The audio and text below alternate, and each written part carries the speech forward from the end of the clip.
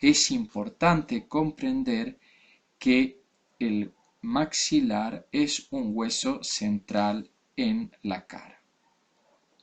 Los huesos cigomáticos que ustedes lo observan en la visión frontal como en el perfil del cráneo en un color naranja con la letra C, ambos huesos, también llamados malares, conforman la prominencia de las mejillas y forman la parte de la pared lateral y el piso de la órbita. Se articula con el frontal, como ustedes pueden ver, el maxilar, el esfenoide y los huesos temporales. Después veremos los huesos lagrimales, que ustedes pueden señalizarlos o lacrimal en rojo. Los dos huesos lagrimales son delgados y pequeños y estos huesos son los más pequeños de la cara, ubicándose por detrás y por fuera de los huesos nasales y forman parte de la pared medial de cada órbita. Cada lagrimal contiene un surco, una ranura vertical que alberga el saco lagrimal, una estructura que recoge las lágrimas y las transporta hacia la cavidad nasal. Existen otros huesos más difíciles de observar, como los huesos palatinos, que contribuyen a formar parte de las fosas nasales, los cornetes nasales inferiores, estructuras que ustedes lo pueden observar formando parte de la pared medial de las fosas nasales, el vómer, que es un hueso cuadrilátero ubicado en el piso de la cavidad nasal, articulándose por arriba con la cara inferior del esfenoides y por abajo formando una articulación con una eminencia o con una cresta del piso de las fosas nasales. Finalmente tenemos la mandíbula, antiguamente denominado maxilar inferior, que es el hueso facial más largo y más fuerte. Es el único hueso móvil de todos los que forman el macizo facial o cráneo facial. Y en la vista de perfil se puede ver que la mandíbula está constituida por una porción curva horizontal el cuerpo y dos porciones ascendentes perpendiculares las ramas. El ángulo de la mandíbula es la zona donde se une estas ramas al cuerpo. Cada rama presenta una apófisis condilar en el sector posterior que se articula con la fosa mandibular y el tubérculo articular del hueso temporal, tubérculo cigomático anterior, formando la articulación temporomandibular, por un lado, y la apófisis coronoides, que es la eminencia más anterior donde se inserta el músculo temporal. Entre los diferentes huesos del cráneo y aquellos que constituyen la cara, ustedes pueden observar que se forman diferentes cavidades comunes al cráneo y la cara.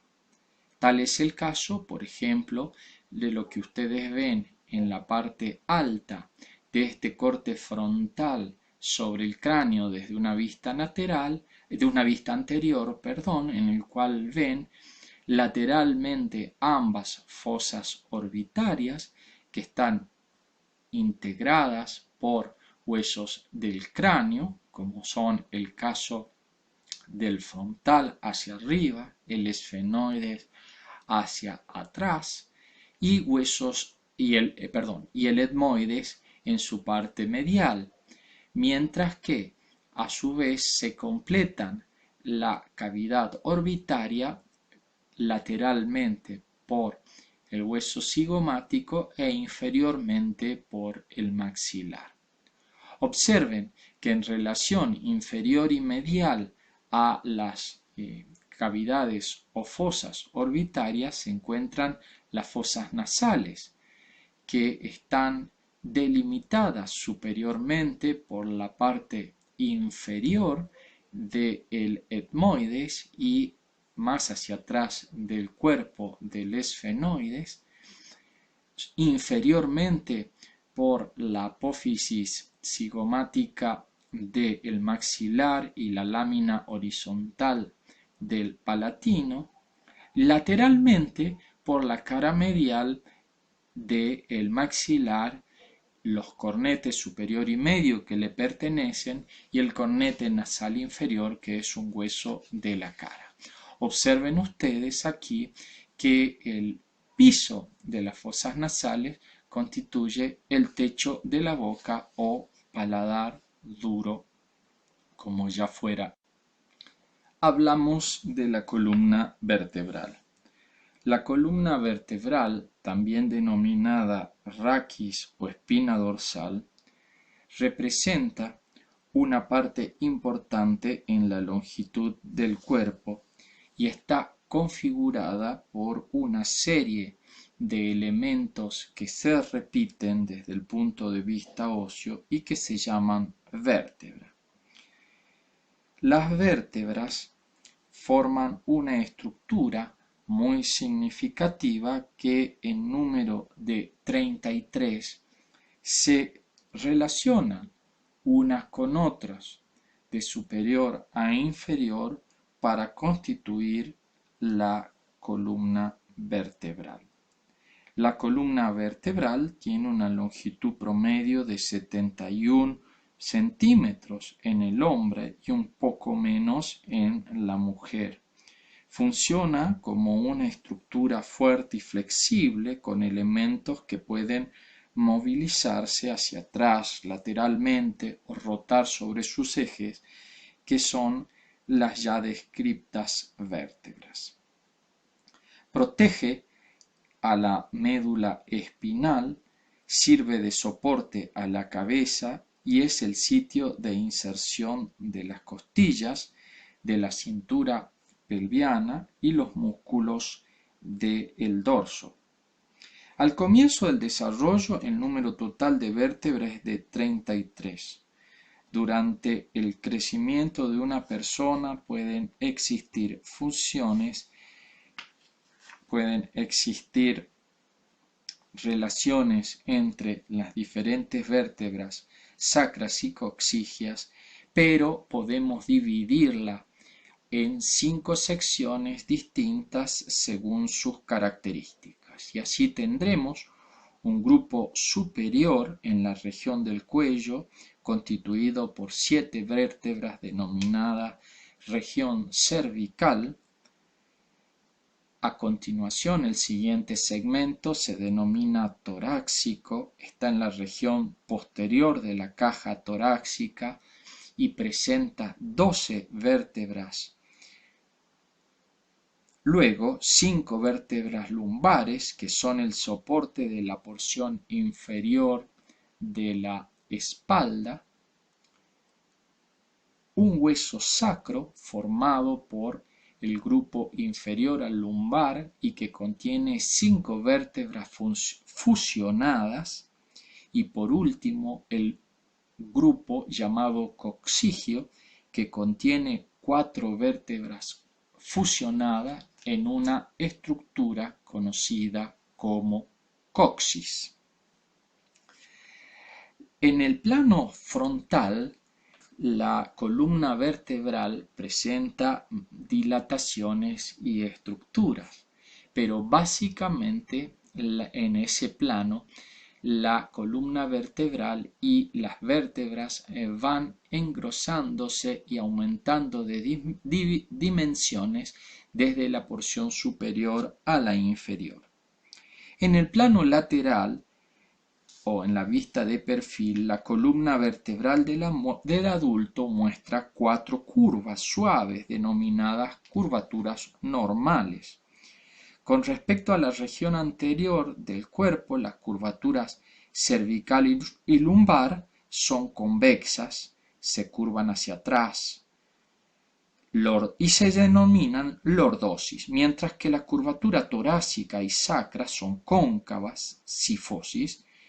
La curvatura mira hacia adentro. Estas curvaturas de la columna vertebral aumentan su resistencia, ayudan a mantener el equilibrio del cuerpo en posición erecta y absorben el impacto cuando una persona camina, protegiendo a las vértebras de la fractura.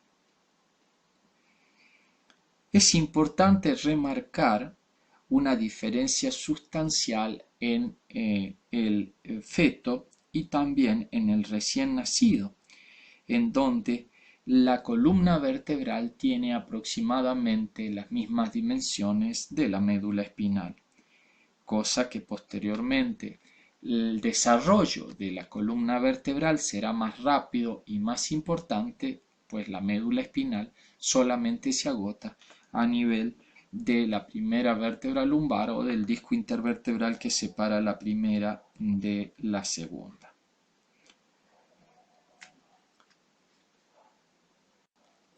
La columna vertebral está formada por la sucesión de diferentes cuerpos óseos denominados vértebras.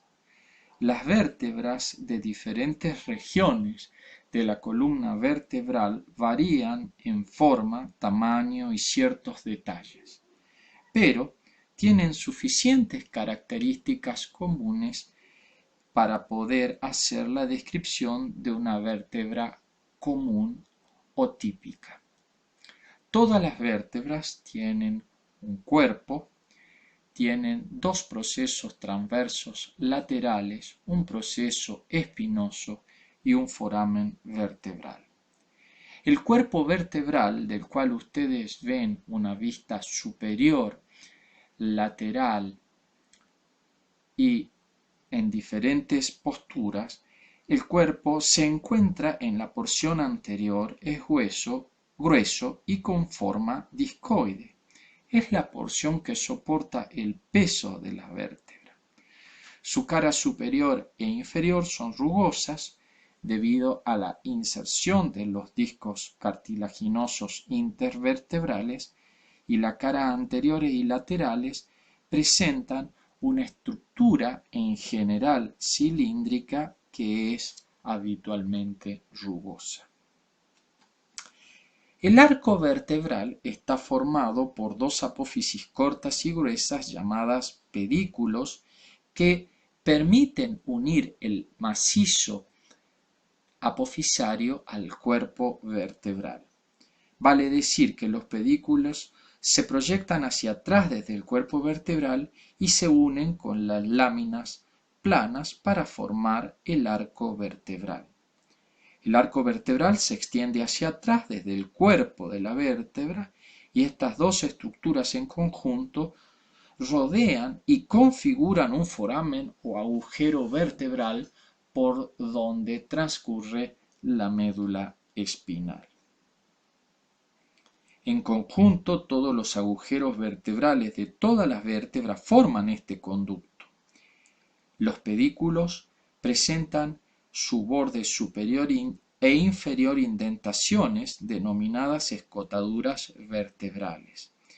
Y entre las escotaduras enfrentadas de la vértebra suprayacente con la infrayacente determinan los forámenes o agujeros intervertebrales que permiten el pasaje o emergencia de los diferentes nervios espinales en las distintas regiones del cuerpo. Finalmente tenemos las apófisis que nacen del arco vertebral, las apófisis transversas, las apófisis espinosas, las dos apófisis articulares superiores y las inferiores, que obviamente se articulan con otras apófisis de las vértebras interarticulares superiores e inferiores respectivamente. Estudiamos el tórax. El término tórax, también conocida como caja torácica o